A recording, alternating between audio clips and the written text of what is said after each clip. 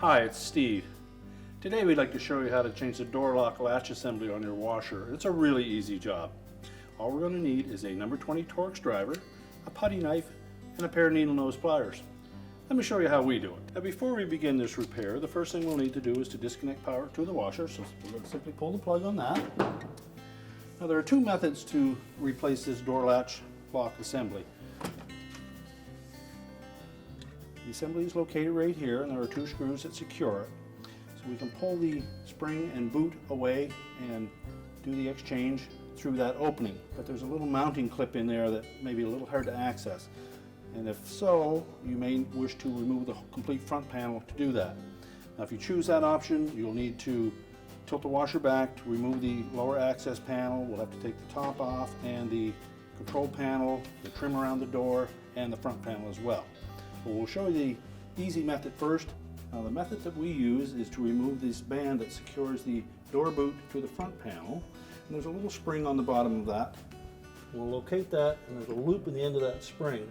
So we're just going to grasp that loop, stretch the spring slightly so that we can lift that wire band away from the boot. Then we'll just peel that boot or bellows away from the front panel.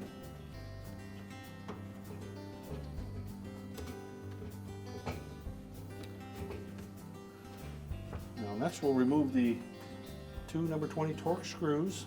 Now we're holding that bellows back out of the way. We can reach in, pull that door latch assembly out of the opening. Now with the door latch pulled away from the holder, we're next going to remove the three wire harness connectors. So depress the locking tab, grasp the connector, and pull it free.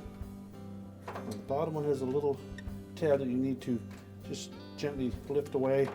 Then you can pull that harness off, and we can remove the old door latch assembly. Now the door latch assembly attaches to a bracket to hold it in place through this little part on the side here. There's a couple of notches cut out in that fit two little tabs. And if you look through this area, you'll be able to see how that will set down in there. If you have trouble doing that, we'll also show you how to do it with the front panel removed. So our next step will be to reconnect the harnesses. Make sure that the locking tabs engage on all three harnesses. And we'll tilt it to an upright position.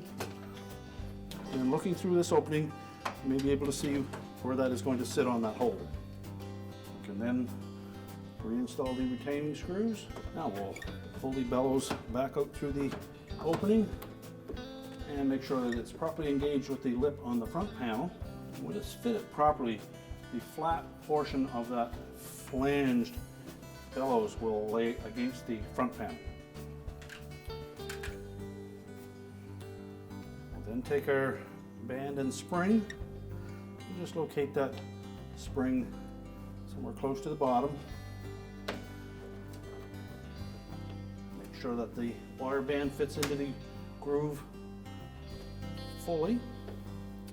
And we're going to take our pliers, we're going to grasp that loop right by the spring, and then we're going to stretch the spring as we pull that band into the opening.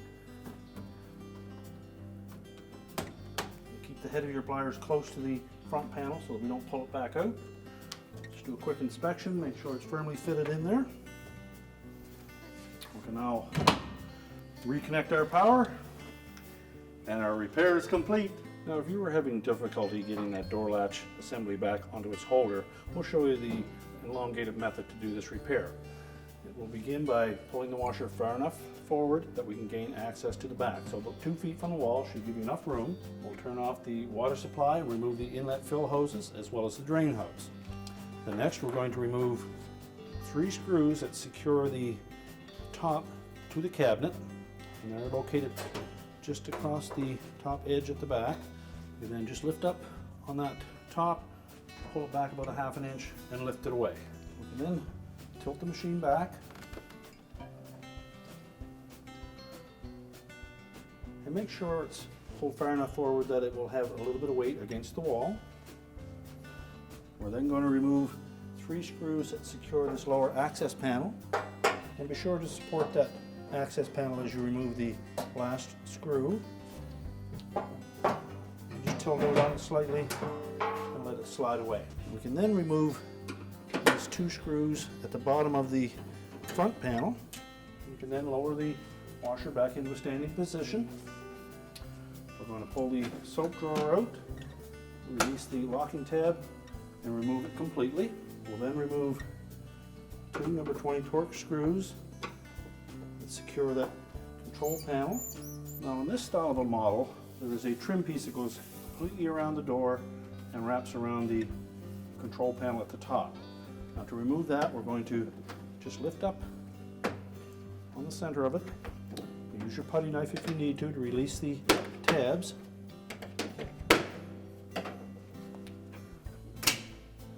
And just carefully pull it away down both sides. And there are 2 clips at the bottom. Once we get that far, we'll just open the door up. Once we get that far, we can just lift up slightly on it and release it. These 2 little tabs in the bottom have a little hook on them that fit into 2 openings in the front panel. So we'll set that aside, open up the door, we'll take a pair of needle nose pliers, and we'll locate that spring that fits on the door boot band. There's a loop in the end of that spring. We'll just grasp one end of that, stretch the springs slightly, and remove the door boot band. And then pull the door boot away from the front panel, just tuck it into the tub. You can also remove the 2 screws that secure the door latch assembly to the front panel.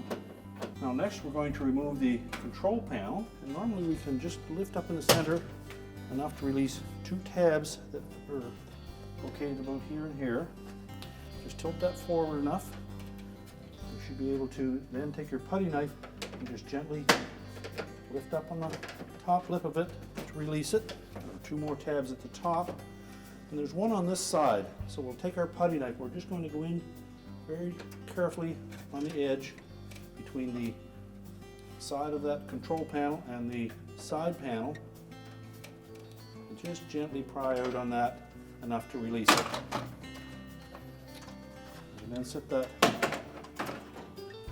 whole control panel right on top. Then there are just 2 screws that secure that front panel and door assembly that we need to remove. So we'll close our door up and remove these 2 screws. And you'll want to support that front panel and door assembly because they are fairly heavy. Now with the screws removed, we're just going to carefully lift out on the bottom of that front panel, pull it away from the little support panel across the top, and we'll set it aside. And that will give us full access to the door latch assembly.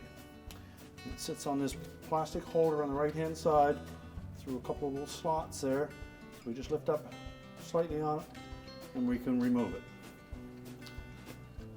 Depress the locking tabs on the wire harnesses and remove them. And the small one with the 2 blue wires, you just pull that retaining tab away from it and pull the harness out.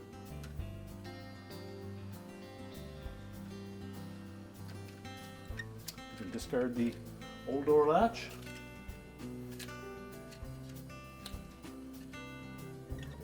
Reinstall the wire harness connectors. Make sure the locking tabs engage fully. Then we'll line up these tabs on the side with these 2 hooks.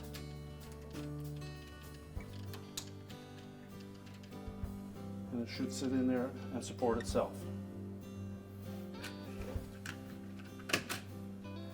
Now when reinstalling the front panel, we want to make sure that we don't jar this harness too much and knock that loose. So we're just going to tilt it out slightly and make sure that the tabs that the screws go through tuck up in underneath that support panel across the top, pivot it into place, and then install the 2 screws at the top to hold it. And before we tighten them, Just make sure we have it lined up with the bottom screws.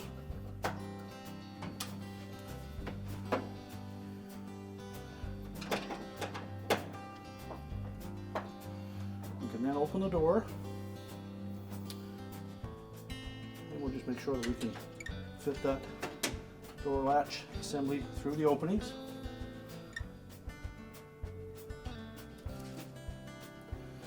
And 2 screws that secure that latch to the front panel have little flat washers on them. So just reach in behind and hold that against the front panel from the back until we install the retaining screws. We can then install the bottom mounting screws for that front panel. Tighten them securely.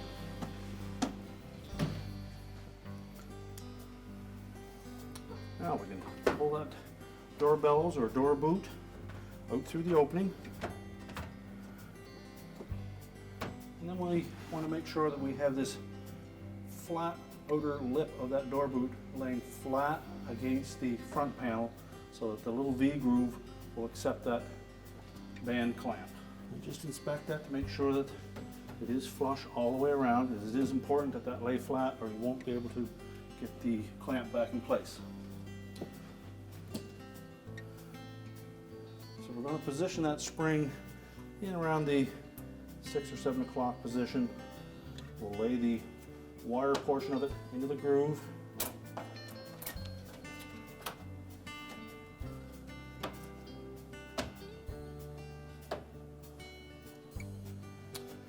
While holding that spring against the door boot, we'll take our pliers.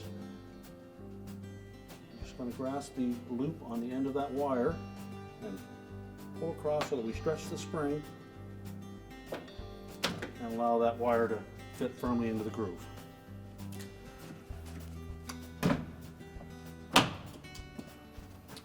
Well, next we're ready to put the control panel back on. These are the 2 tabs that will fit into those slotted openings in that metal frame, as well as 1 tab on the side that fits into this opening on the right hand side. So we're going to set that control panel down on the top first, lining up the 2 center tabs. Make sure they're firmly in position. Make sure those are visible through those rectangular openings.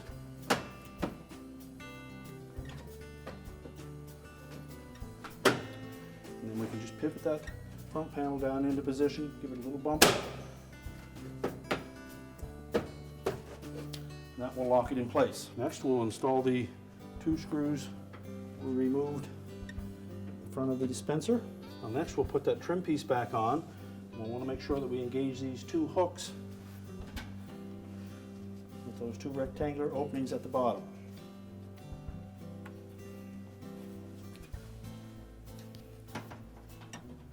And then just go around the edge and bump it into place. And then make sure that the top clips engage.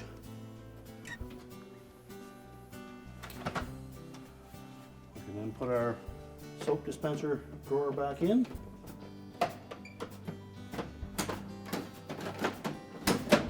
We have now put the lower access panel on, and if your machine is not on a pedestal, we'll want to tilt that back against the wall. That will give us a little better access. So we're going to tuck this flange in behind the front panel. And while supporting it in place, we'll reinstall the retaining screws. And then carefully lower the washer back to its feet. We'll reinstall the top panel. We're just going to place that about 1/2 inch back from the back edge of that control panel. Slide it forward to lock it in place. And then we'll install the 3 retaining screws at the back. These screws are the longer machine thread screws. We're now ready to reconnect our inlet fill hoses and our power, and our repair is complete.